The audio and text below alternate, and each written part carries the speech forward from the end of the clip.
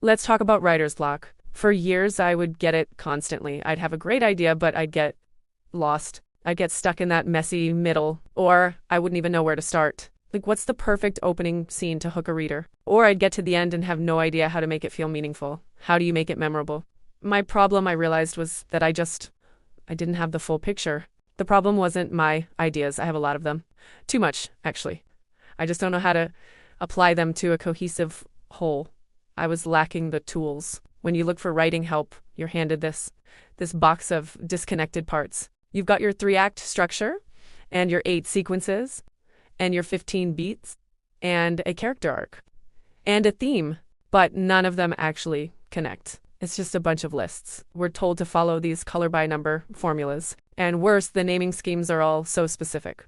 You've got the hero's journey. Sounds great if you're writing an epic myth. But what if you're writing a quiet drama or sci-fi comedy? Then you've got Save the Cat, which is a fantastic tool, but the name itself boxes you in. It's a genre-specific metaphor. What if your story is a genre fusion? What if you don't want to save a cat? I needed a framework, not a formula. A blank slate that could show me the full picture, how the theme, the plot, and the character arc all interacting. A pseudo-scientific template. So I made one. It's the framework that finally helped me solve my writer's block. And maybe it can help you too.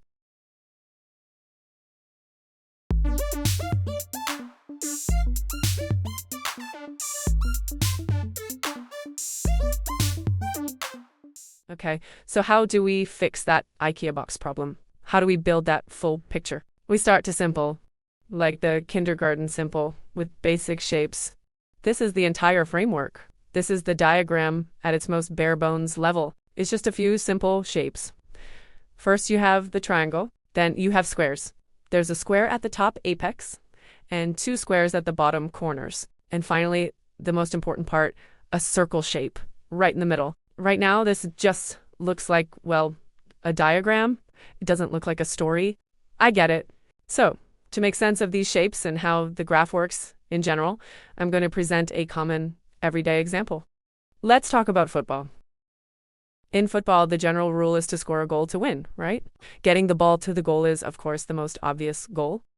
But in order to bring the ball to the goal, you have to dominate the midfield first. Some people might argue the penalty box is the most critical zone, whichever's right. The point is, there's a critical zone. And so the hidden goal is to dominate that crucial zone to not let the opponent have a chance to score. But in order to dominate that zone, you have to have some information on the enemy, their playstyle, their tactics, so you can know whether to launch an offense or a defense. Now let's move on to a more personalized, relatable example. 2 people aiming for a perfect score in a test. Person A is our lawful temperament, a straight-A student, and has a history of perfect scores. Person B is our chaotic temperament, a consistent procrastinator, now hoping to ace the exam to be exempted from the final project. So person B now questions themselves and reviews their habits to know what's stopping them from being a stellar student like person A. Upon getting to know person A, person B learns that person A sleeps only 3 hours in order to review all their notes. Flash forward on the actual day of the exam. The whole class is flabbergasted to know what's hidden, that their teacher purposely made the exam harder and the questions were not from the lecture slides. In story terms, this is the plot twist, but it feels out of left field. It feels like a betrayal to the reader because there are no setups or foreshadowings. Most stories turn out like this, and the original aim of person A and person B is now unattainable. So let's show a more appropriate one for the situation. In this graph, person B now has an opportunity to know some kind of classified information, a golden tip to pass the exam. Either she hears it from a former student or a reminder from the teacher's mouth itself. No need to take notes. You need to ramp up your critical thinking to pass my tests. With this information, person B shares it to person A to prevent person A from losing sleep, reviewing notes that won't even come up from the exam itself. They spend time having a mini study group and long discussions to understand the subject deeper. They have different temperaments, but they also learn better with one another.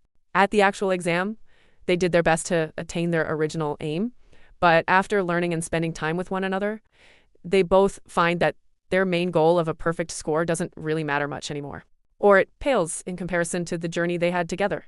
Therefore, the hidden goal unbeknownst to person B from the start, is to find someone who can improve their study habits and also recognize within them that they can also make that person's life a lot easier. The grand ending of this mini story is, unironically, to further understanding the elements in this graph can be loosely paralleled to the 4 quadrants of the Johari window. The open quadrant, what's known to self and known to others, is our aim. The aim square is the main goal that person A, B, and anyone else in their world knows about and aspires to achieve. The main goal defines the theme of the story. The physical journey to this main goal almost always defines the genre of the story. And coincidentally, the main goal itself becomes the title of some stories. Win the Squid Game, a survival thriller.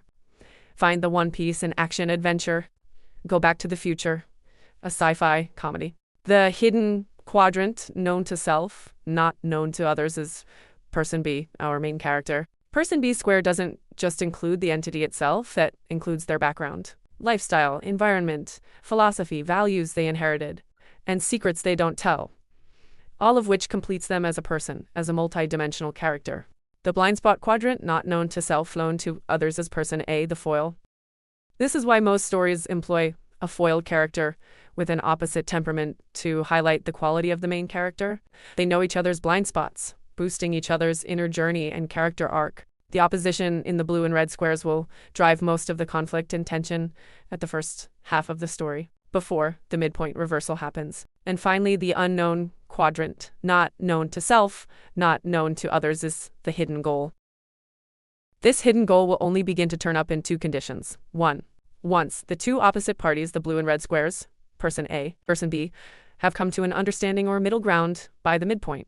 And 2, once the golden tip or classified information to achieve the main goal is revealed to the main character. This golden tip of information is often a key flashback or foreshadowing, like the history of the victim or villain origin story in some stories, or connected scandals and crime cases that happened years ago, a family heirloom, etc.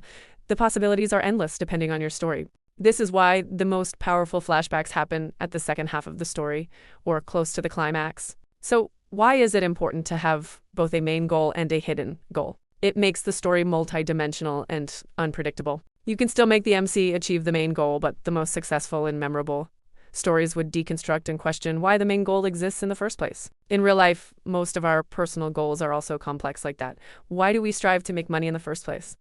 Why do we have to go to work every day? If you spend the entire story just building up to that main goal, you are risking the vital life forces of your story into a closed loop. It feels one-dimensional and gets boring quickly. The ending gets predictable and there's no more impact. This is why the same successful and memorable stories in pop culture can extend to endless sequels, episodes, seasons, arcs. There's a constant loop of main goal that the MC strives for and the hidden goal that disrupts and questions it. Now let's get into some story-specific examples. Oh, and a quick spoiler warning. If you have not watched The Hunger Games, Minority Report, or Incendies, you can skip ahead to this time stomp. First up, example 1, The Hunger Games. This graph refers to the storytelling of the whole 3 books from Katniss's POV. Katniss is in the red square. She comes from a chaotic environment, District 12, full of family trauma. She is literally the girl on fire.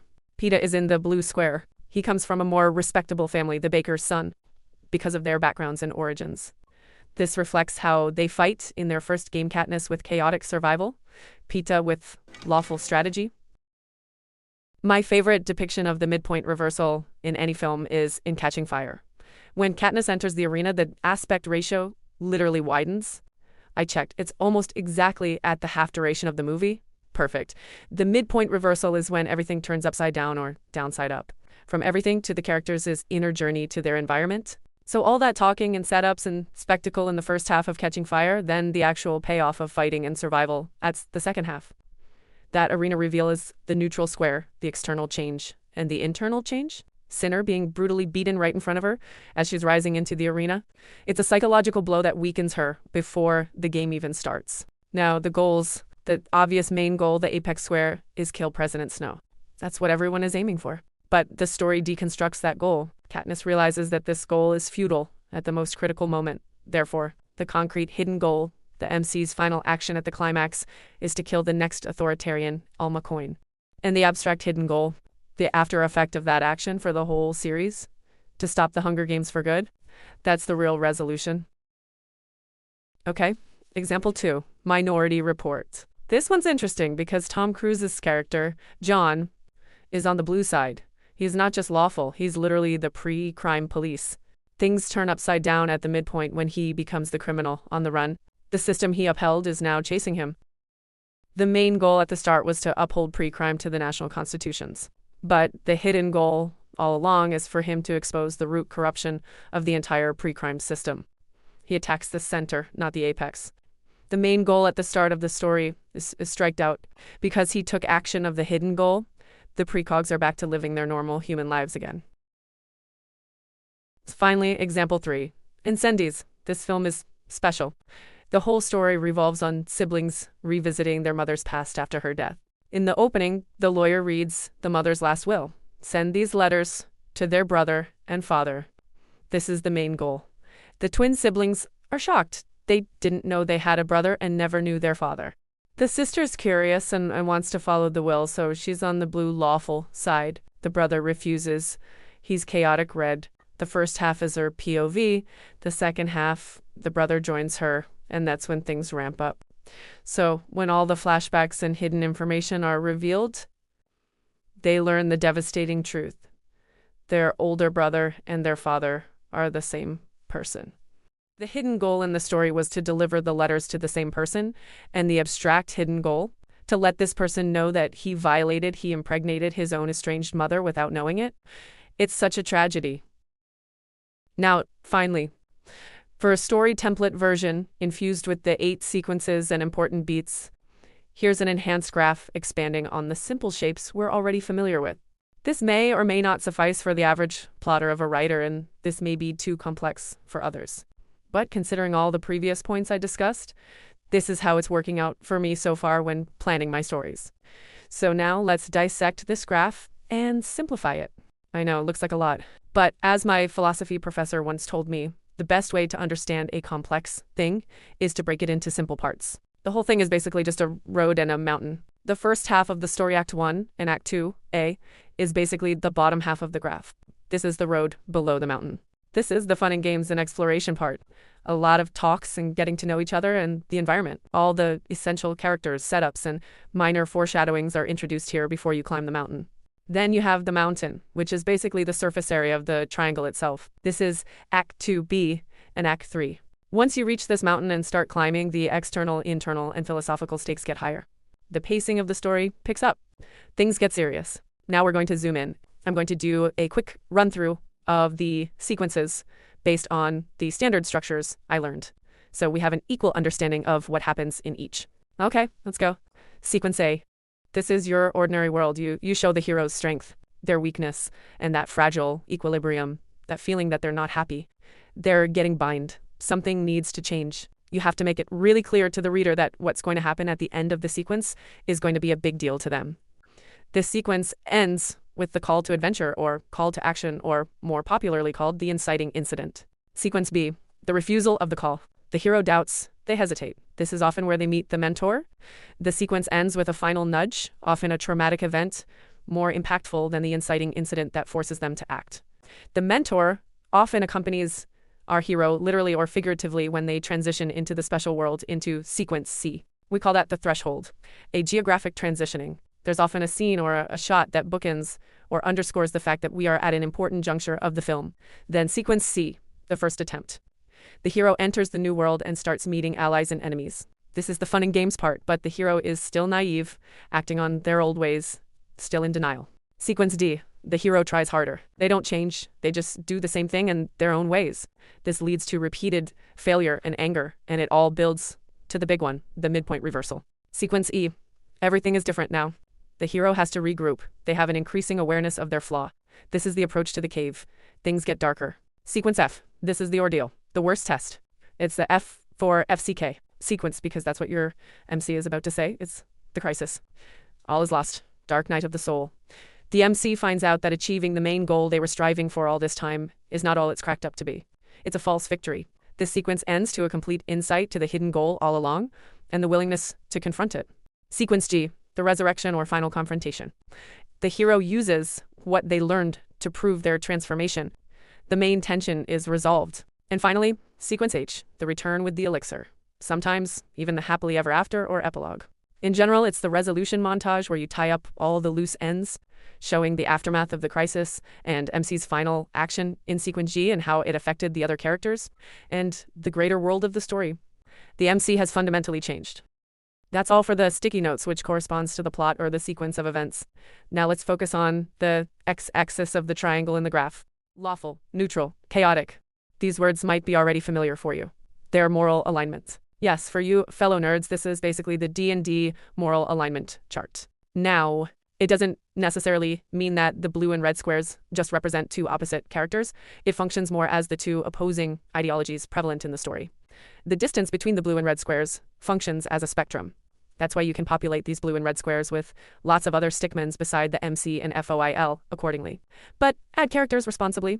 Any character in the story is subjected under one of the two and may not even be directly underneath it. The character on the far left could be the most lawful, the one on the far right the most chaotic, and the character in the middle, a true neutral. Introducing this kind of layering elevates the philosophical stakes in the story. And every good story should have three sets of stakes in it. External stakes, a pass-fail thing. Survival, money, games. This is parallel to our main goal and hidden goal. Internal stakes, personal matters, mentality, emotions, romance, friendship. This is the foil and the mentor who have the greatest impact on the MC. Philosophical stakes, the clash of value systems like community versus the individual, ideal versus the self. This is the blue versus red side. So far, we've talked about ideologies, character alignments, and the sequence of events. But we haven't focused on the theme, which is the most crucial thing. That's why we're focusing on the y-axis of the triangle next. If you're going to plan a story from scratch, most writing professionals say you have to start from theme, but after you decide, when you try to apply it, that's when every other writing tip starts to differ. I struggled with this exact same situation. It took me a long time and a lot of trial and error to develop the methodology to practically apply the theme. And basically, what I realized is that these 5 elements in the y-axis are the only thing you need to think about. It's kind of like the bark of a tree, the primary support of the theme. Everything else you see in the roadmap are just the branches and leaves. Let's call it the theme trunk. 1. The main goal is the most honorable, reputable, romanticized, and hyperbolic expression of the theme. It's the big calling that the majority of the society in the story looks up to. Example, in One Piece, find the One Piece. In Attack on Titan, kill all the Titans. 2. The hidden goal is the unknown and unconscious expression of the theme. It's the role of the main character to uncover this. It can be a simple task overlooked, a lifelong duty, a dangerous last mission alone, a big burden and sacrifice on the MC's part.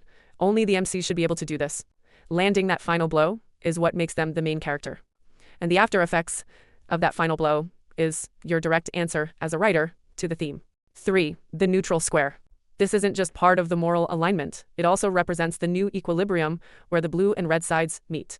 It's often a grand setting, the arena, the literal start line of the race to the main goal. 4. This is why the midpoint reversal is placed right underneath it. It happens almost simultaneously.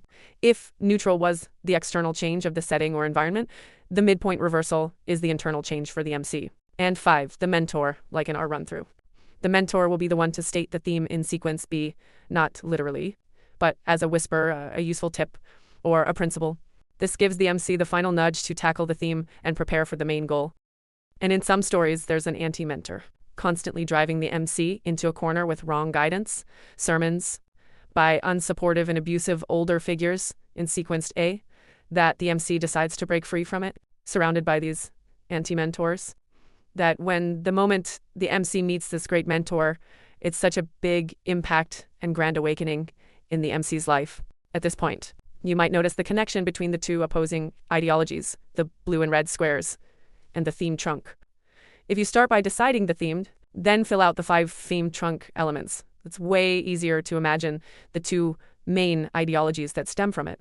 This is where the conflict stems from at the beginning of the story and fuels the fragile equilibrium the MC feels. What is the blue and red side value and how do they clash with one another? Man versus man, man versus self, man versus society. There's always drama from 2 competing value systems, like progressives versus the traditional. This dichotomy is what elevates the philosophical stakes even more. Remember that golden tip or classified information earlier? The teacher's hint, the enemy tactics? This is the reveal scheme. This is that key flashback, that villain origin story, the hidden organization, the corruption that happened years before the story started. This can be the most powerful emotional beat in the entire story. Now, in our framework, I've placed this magnifying glass right in sequence E. This is perfect. It's sandwiched after the midpoint reversal and before the big loss of sequence F. You might notice on the diagram that the hidden goal circle is now half bold in the left side and half dotted lines in the right. That's because right after the MC gets this golden tip, they are shown the way to enter the cave and solve the hidden goal early. But they will always ultimately choose not to. Why? Because the main goal is what has always kept the MC going. They can't afford to stop, they can't detour, they have to reach the top. They have to get that victory. So the MC makes the wrong turn in sequence C and continues treading along. This brings us to sequence F, the F for FCK, sequence. The MC reaches the top of the mountain, they achieve the main goal. It's a false summit, a false victory, hooray. But reaching the top of the mountain doesn't mean it's also the exit, you have to go back down. The MC has to experience that false victory, almost having their ultimate dream, and then having it ultimately taken away because it's not the right answer. They have to feel weak, worn out, and hollow. They have to feel that everything has been lost externally, internally, and philosophically, because this is the dark night of the soul. This is what transforms them into the person who has the ability to do the hidden goal all along. What comes out of the ashes is the one most capable of landing the final blow. And now sequence G commences. The MC comes back from their defeat. In that moment of total loss, they have an epiphany. That stupid, irrelevant clue from sequence E. They finally understand. The main goal was a distraction. The true climax is rejecting the false summit and landing the final blow on the concrete hidden goal. Sequence H is the return, the epilogue, the after effect of that final action. This is the amalgamation of the abstract hidden goal. Then fin, the ending sequence. Ending credits, coda, a round of applause. Let's tie it all together with one last quick example, Arcane. The entirety of season 1 is the road below the mountain. It's all fun and games and exploration. It perfectly sets up the lawful blue side, Piltover, the city of progress, and the chaotic red side zone, the polluted underworld. The whole season is just building that ideological conflict. Season 2, on the other hand, is the mountain. The stakes are higher, the pacing is faster, everyone is dying. The obvious main goal is the war against Noxus, but the hidden goal, the real root of the problem, is the Hextech core, aka Big Bad Evil Arcane itself. The climax is about destroying that, save the world from imploding, and not just winning the war. So that's it for the story structure itself. But here's the really cool part, the reason I find this so versatile. I've spent all this time talking about the big picture, but this framework is fractal. You can use this exact same triangle, square, and circle model to structure a single character arc, or a dialogue exchange, or even a single scene. But that's a topic for another video. So that's it. That's the framework that finally helped me solve my writer's block. It's not a formula. It's not a genre-specific metaphor. It's a blank slate, an all-in-one template to help you visualize all the moving parts of your story at once. I call it the story trinity. Everything is subject to change. You can move things around, simplify it, and curate it based on what works for you and your story. Take it, use it, break it, and let me know in the comments, what's the lawful blue versus chaotic red conflict in your story? I'd love to talk about it. This is storytelling for nerds. Keep writing.